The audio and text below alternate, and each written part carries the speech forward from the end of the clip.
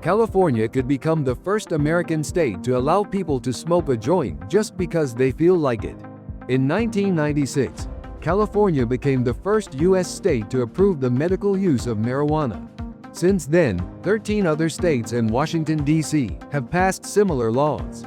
Now a measure on the California ballot in November, called Proposition 19, will decide whether to legalize small amounts of marijuana for recreational use, despite a federal law against it. Dateline: Oakland, California, May 14, 2010.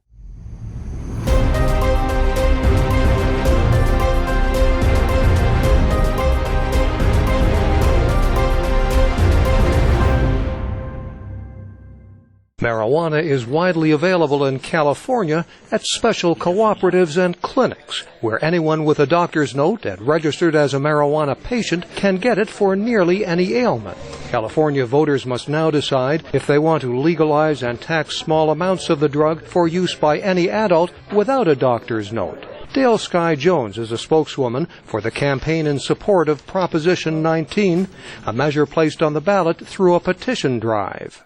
It decriminalizes small possession amounts, while at the same time offers up the opportunity to control, tax, and regulate on the other side. In the city of Oakland, a thriving industry has grown up around marijuana and other products of the hemp plant. This privately run center issues identity cards to its members and sells marijuana-related supplies. Chad Gilmore manages the center. Well, basically we provide anything that has to do with hemp-associated goods, anything made out of hemp. We carry t-shirts and bags and products like body products and shampoos and such that are all associated with the hemp oils. But we also carry from pipes and smoking supplies a lot of vaporizers being another way to medicate in a concentrated form with hot air. Oakland is home to a training school called Oaksterdam University, named after Oakland and the marijuana-tolerant Dutch city of Amsterdam. Students learn to grow marijuana and run marijuana clinics. Spokeswoman Salwa Ibrahim says the school attracts students from around the world. We've had Iran, Japan, Philippines, Guatemala, Costa Rica, Russia. We've had students from all over. Jesus Hernandez is an 18-year-old student from Alameda, California. I plan to get into the industry, make as much money as I can, take full advantage of this opportunity that I have. At Oakland City Hall, local officials also hope to see the industry expand. City Council member Jean Kwan says it can help the local economy and increase tax revenue. And either medical marijuana is mostly going to be produced here on the West Coast, or someday the tobacco industry, when it's legal, will probably produce it in places like Virginia. But in the interim, there's a lot of interest. So we've decided to license 4 producers, and we've gotten over 100 applications. Some of the applications include partnerships with some pretty big drug companies and manufacturers. There is little opposition to marijuana in Oakland, but polls show that California voters are divided on Proposition 19.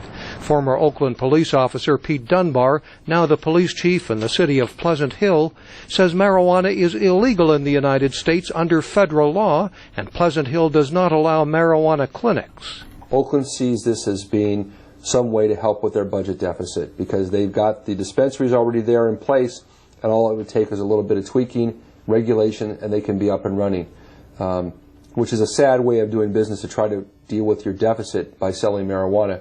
Details of existing law are still being debated, and the new ballot measure would add more uncertainty. Some critics say clinics skirt existing California law by selling marijuana.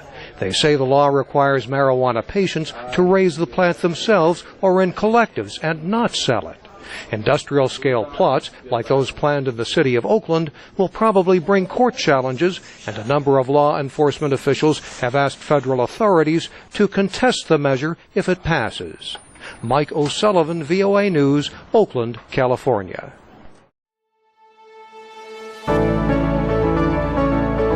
Historic California News is a Mike O'Sullivan podcast.